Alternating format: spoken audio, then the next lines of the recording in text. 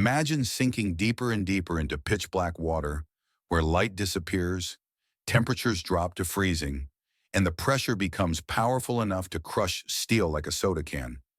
Now imagine being trapped down there with no escape. This isn't science fiction. These are real stories.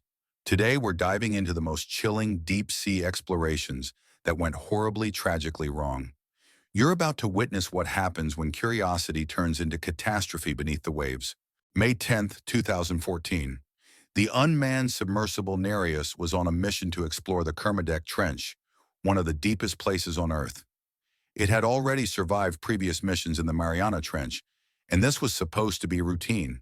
But nearly 10,000 meters below the surface, the pressure reached a crushing 16,000 psi. Without warning, Nereus imploded. One moment it was transmitting data, and the next, silence. Engineers described it as catastrophic structural failure. Debris floated up hours later. One of the most advanced deep-sea explorers was reduced to fragments in the abyss. August 1973. Off the coast of Ireland, two men, Roger Mallinson and Roger Chapman, were inside a small submersible called Pisces 3. During a routine dive, a cable snapped, sending their vessel plunging uncontrollably to the seabed, 1,575 feet below. They were alive, but their oxygen would only last for 72 hours. A frantic rescue mission unfolded. Multiple countries sent ships, and divers worked around the clock.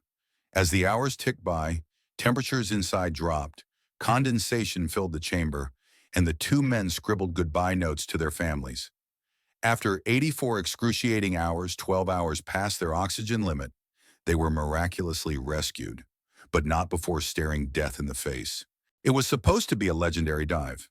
In 2000, Russian diver Yuri Lipsky took his camera into the Blue Hole of Dahab, Egypt, a notoriously deadly underwater sinkhole. He descended alone to 300 feet, but something went terribly wrong. His camera was later recovered, revealing terrifying footage of him spiraling, disoriented, losing control, and eventually dying on camera. Experts believe nitrogen narcosis took hold, causing hallucinations and confusion. The video is too disturbing to show in full, but it's become a grim reminder of the psychological horrors that exist below. It's not always the creatures that kill sometimes, it's your own mind. The U.S. Navy's DSV Seacliff was a deep-diving sub built to withstand 20,000 feet of pressure. But during a dive in the Pacific, it lost power. It was stuck 15,000 feet under the ocean in absolute darkness. The crew of three sat in silence, surrounded by black water and a hull groaning under immense pressure. They had food and oxygen, but the psychological strain was immense.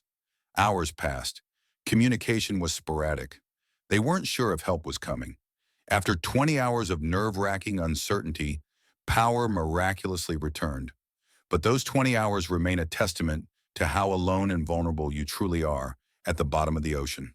John Bennett and Theo Mavrostomos were obsessed with reaching extreme depths. In the early 2000s, they attempted to break diving records using special gas mixtures.